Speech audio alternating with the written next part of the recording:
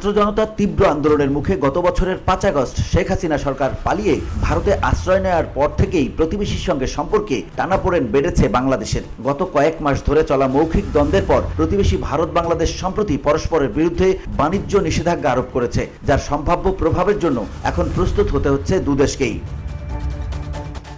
সস্তা আমদানিতে দেশি শিল্পগুলো যেন ক্ষতিগ্রস্ত না হয় সেজন্য গত মাসে ভারত থেকে স্থলপথে সুতা আমদানি বন্ধ করে বাংলাদেশ। তার আগে হঠাৎ ভারত বাংলাদেশকে দেয়া ট্রান্সশিপমেন্ট সুবিধা বন্ধ করে দেয়। ট্রান্সশিপমেন্টের আওতায় বাংলাদেশকে তার পণ্য তৃতীয় দেশে রপ্তানি করতে ভারতীয় বন্দর ও বিমানবন্দর ব্যবহার করার সুযোগ দিচ্ছিল।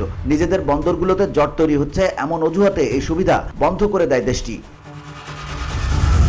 ছাত্র জনতার অভ্যুত্থানে গত আগস্টে সাবেক প্রধানমন্ত্রী শেখ হাসিনা ক্ষমতাচ্যুত হওয়ার পর থেকে দুই দেশের মধ্যে সম্পর্কের অবনতি হয়েছে। বর্তমানে ভারতে নির্বাসনে রয়েছেন তিনি, আর শান্তিতে নোবেলজয়ী অর্থনীতিবিদ অধ্যাপক মোহাম্মদ ইউনূসের নেতৃত্বে একটি অন্তর্বর্তী সরকার দায়িত্ব পালন করছে।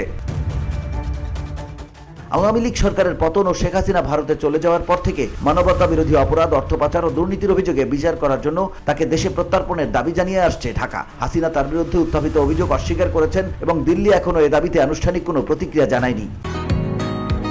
বসুন্ধরা, উত্তরা, বনশ্রী, কুড়িল ও বাড্ডা সহ রাজধানীর বিভিন্ন স্থানে অভিজাত ও অত্যাধুনিক মানের ফ্ল্যাট কেনার এক নির্ভরযোগ্য প্রতিষ্ঠান প্লেজেন্ট প্রপার্টিজ লিমিটেড। তাই আপনার স্বপ্নের আবাসনের জন্য আজই যোগাযোগ করুন।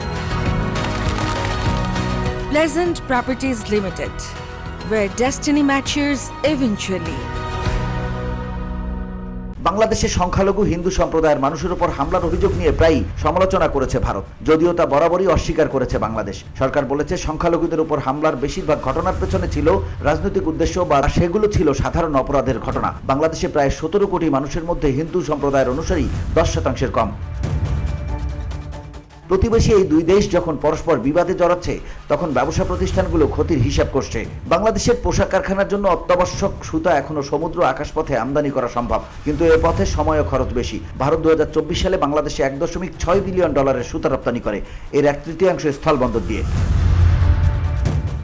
চীনের পর বিশ্বের দ্বিতীয় বৃহত্তম তৈরি পোশাক রপ্তানিকারক দেশ বাংলাদেশ। গত বছর $38 বিলিয়ন পোশাক রপ্তানি করেছে দেশটি। এর মধ্যে $1 বিলিয়ন বেশি ভারতের স্থল ও বিমান পথ ব্যবহার করে রপ্তানি করা হয়েছে, যা আনিসা আহমেদের মতে ছিল বেশ কার্যকর। অধ্যাপক ইউনূস ভারতের স্থল বিশিষ্ট উত্তর পূর্বাঞ্চলের জন্য বাংলাদেশকে সমুদ্রের একমাত্র অভিভাবক বলে উল্লেখ করেছিলেন ও ইঙ্গিত দিয়েছিলেন যে এ অঞ্চল চীনা অর্থনীতির একটি সম্প্রসারণ হয়ে উঠতে পারে। ভারতের উত্তর পূর্বাঞ্চলের নেতারা এই মন্তব্যকে আক্রমণাত্মক বলে আখ্যা দিয়েছেন। মোহাম্মদ ইউনূসের এই মন্তব্য চীনের সঙ্গে সীমান্তে ভারতের কৌশলগত ঝুঁকি বা দুর্বলতা তুলে ধরেছে, আর এটি দিল্লিকে উদ্বিগ্ন করেছে। VOD Bangla news desk.